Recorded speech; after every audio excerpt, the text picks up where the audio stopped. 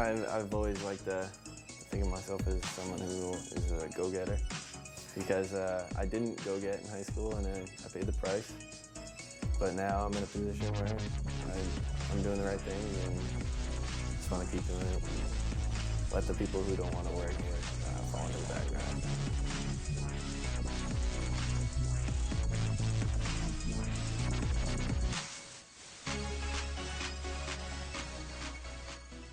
My dad, he passed away when I was 16, 2008. Crazy, it's 4 years ago. It doesn't feel like 4 years ago. I think he was 46 when he died. And we like to say that he lived the life of an 80-year-old in 46 years.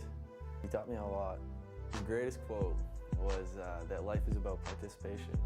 And we made it into a shirt after he passed.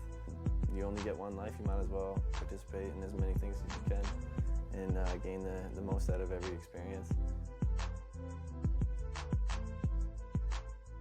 You could tell right off the bat that he's definitely the type of person that, you tell something to, he's not gonna go off and tell anybody, or he's definitely very open to everything and he'll just, understand what you have to go through because he might have actually gone through it himself. I can only imagine what he's dealt with and the tattoo is definitely, it's cool, but definitely symbolizes a lot more. Him as a human being, and I know he's got his mom and his two sisters, and I could see it in his eyes that he's trying to be the man of the house now and doing a very good job with it. The kid will just work and do it because it's him and it's what he loves to do, and he's damn good at it. I've picked the right friends who will say what they feel. They won't say that it's good just because it's mine.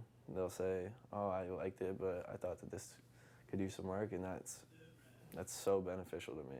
I tell him this all the time whenever he comes out with something new. I said, "Look, I'll be your manager. I'll do whatever you want me to do.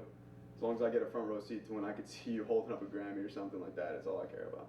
He's really big on living in the moment and having fun at the time being and not worrying about the future and not wishing time away, which is kind of cool. And he's a very frugal kid. He doesn't like to waste money. He doesn't like to waste time. He doesn't like to waste energy. And he takes his music so seriously. You can see with his sister too. She takes it the same way. And for Chris, it's just really special. I do run a lot of it through them. I just I'll grab one of them sometime, bring them in, and be like, "Well, what do you think of this?" Just with no one around them, no pressure. They just know that they can say whatever they want.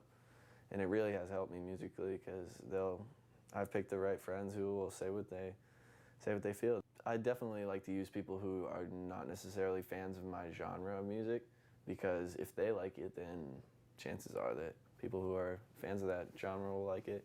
My friend Scott is huge into reggae, and he isn't really one for like the house electro scene. And played him one of my songs off my mixtape, and he even said that he liked it, and that was huge to him because he doesn't like very many songs. What does your mom think of your music?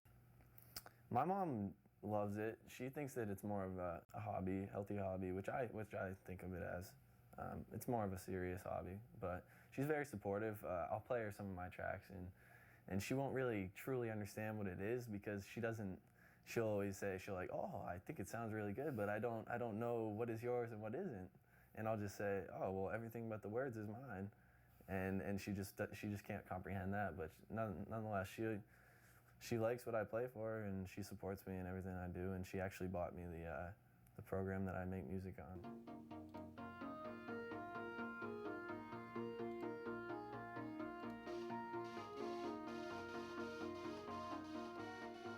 Since the computer program is basically this, turn like this, I'll kind of like write it on a piece of paper in just lines. It'll be like dun dun dun dun dun, and it'll just like once it hits the paper, it's like out of my head.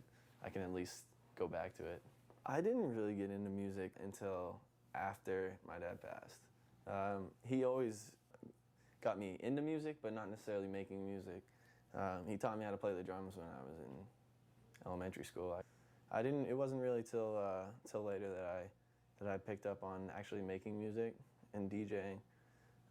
But it definitely, my dad's career in it definitely had something to do with it, because I always believed that it must have passed down in some way, shape, or form. And then I'll just go through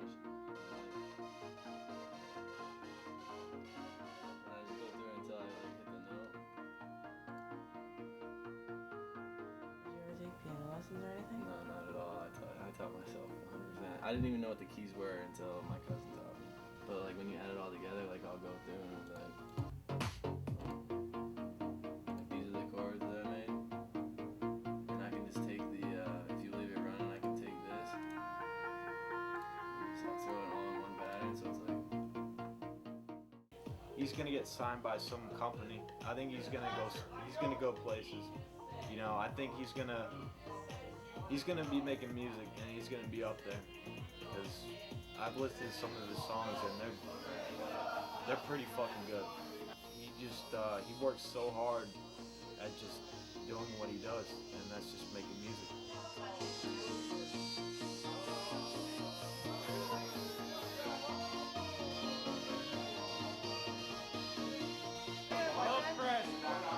It's not even, do you stick with that friend anymore? Do you still talk to that friend? It's when is that family member coming over? When is somebody who's a part of my family now?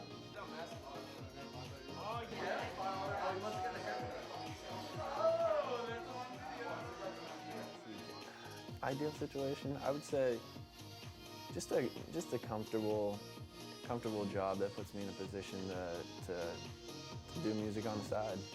And I don't necessarily have to make a full-time career out of it, but I would like to have that freedom to kind of live two separate lives. You know, the corporate Monday through Friday, and then on the weekends you do your music. And if it ever did turn into a full career, I would be more than willing to go down that road.